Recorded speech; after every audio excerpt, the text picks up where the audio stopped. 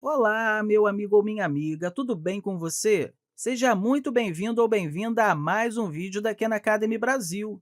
E nesse vídeo, vamos fazer uma introdução sobre campos vetoriais. Esse conceito é algo que surge o tempo todo no cálculo de múltiplas variáveis, e é provavelmente porque eles surgem o tempo todo na física. Você vai ver isso em mecânica dos fluidos, em eletrodinâmica e em diversas outras situações.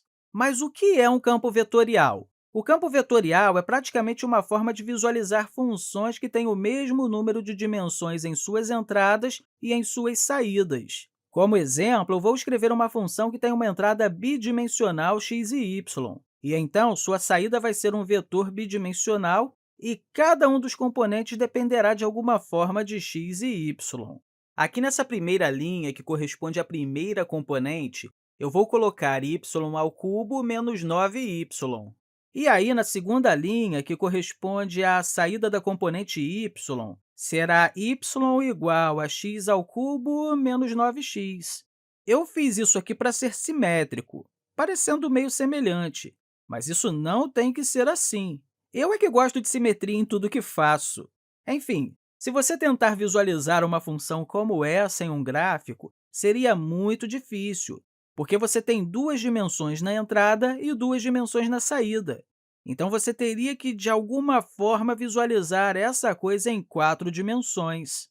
Então, em vez disso, que tal procurar apenas no espaço de entrada? Isso significa que olharemos apenas do plano x e y. Sabendo disso, eu vou desenhar esses eixos coordenados e apenas marcar que esse é o nosso eixo x e esse é o nosso eixo y. E para cada ponto de entrada individual, como, por exemplo, 1, 2, eu vou considerar o vetor produzido e aí anexar esse vetor ao ponto. Vamos, então, observar um exemplo do que eu quero dizer com isso. E, para isso, vamos avaliar f em 1, 2. Ou seja, temos que x é igual a 1 e y é igual a 2. Então, substituindo esses valores aqui, temos 2 ao cubo menos 9 vezes 2, isso na componente x. Aí, aqui na componente y, temos 1 ao cubo menos 9 vezes 1. 2 ao cubo é 8, e 9 vezes 2 é 18. Aí temos 8 menos 18, que é 10 negativo. Aqui temos 1 ao cubo, que é 1, 9 vezes 1 é 9, então temos 1 menos 9, que é menos 8. Agora, primeiro, imagine que a gente desenhe esse vetor aqui partindo da origem. Teremos aqui 1 negativo, 2, 3, 4, 5, 6, 7, 8, 9, 10. Então, teremos isso aqui como a componente x. E aí, depois, teremos 8 negativo, ou seja, 1, 2, 3, 4, 5, 6, 7. A gente vai realmente sair da tela aqui. Vai ter um vetor muito grande. Então, vai ser algo aqui, e acaba tendo que sair da tela mesmo. Mas o legal dos vetores é que não importa onde eles começam.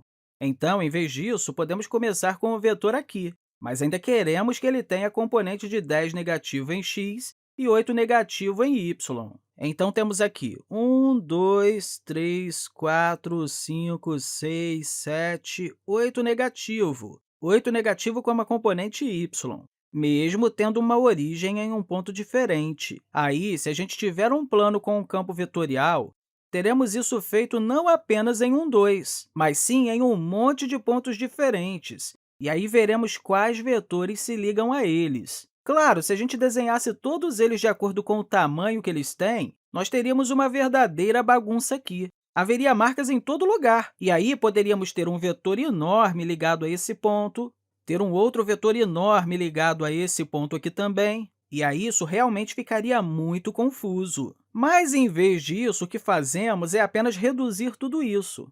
Claro, você meio que está mentindo sobre o que são os próprios vetores, mas aí você se sentiria muito melhor sobre o que cada coisa corresponde. E outra coisa sobre esse desenho é que isso não é totalmente fiel à função original que temos. Além disso, todos os vetores têm o mesmo comprimento. Eu fiz esse com uma unidade e esse aqui também com a mesma unidade. Aliás, todos eles têm o mesmo comprimento, mesmo que, na realidade, o comprimento dos vetores obtidos aqui por essa função tenham comprimentos totalmente diferentes um do outro. Essa é uma prática comum quando campos vetoriais são desenhados, ou até mesmo quando algum aplicativo está desenhando esse campo vetorial para você. Mas existem algumas formas de contornar isso. E uma dessas formas é apenas usar cores diferentes aqui nos vetores. Então, eu vou mudar para um campo vetorial diferente aqui, já que aqui nesse, a cor usada meio que te dá uma dica do comprimento. Ainda parece organizado porque todos eles têm o mesmo comprimento, mas a diferença são as cores. O vermelho e as cores mais quentes indicam que esse é um vetor muito longo, e o azul indica que ele é muito curto. Outra coisa que você pode fazer é meio que fazer os vetores serem aproximadamente proporcionais ao que eles deveriam ser. Então, observe todos os vetores azuis aqui reduzidos a basicamente zero, enquanto que os vetores vermelhos permanecem do mesmo tamanho. Embora, na realidade, isso possa estar sendo representado por uma função onde o verdadeiro vetor aqui deve ser muito longo, ou onde o verdadeiro vetor aqui deveria ter um comprimento médio. Bem, é comum as pessoas apenas reduzir esses vetores, então isso daqui é uma coisa razoável de se ver. No próximo vídeo, eu vou conversar com você sobre fluxo de fluido, um contexto em que campos vetoriais surgem o tempo todo.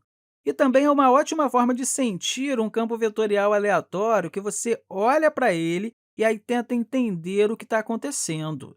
Eu espero que você tenha compreendido direitinho o que eu conversei aqui e, mais uma vez, eu quero deixar para você um grande abraço e até a próxima!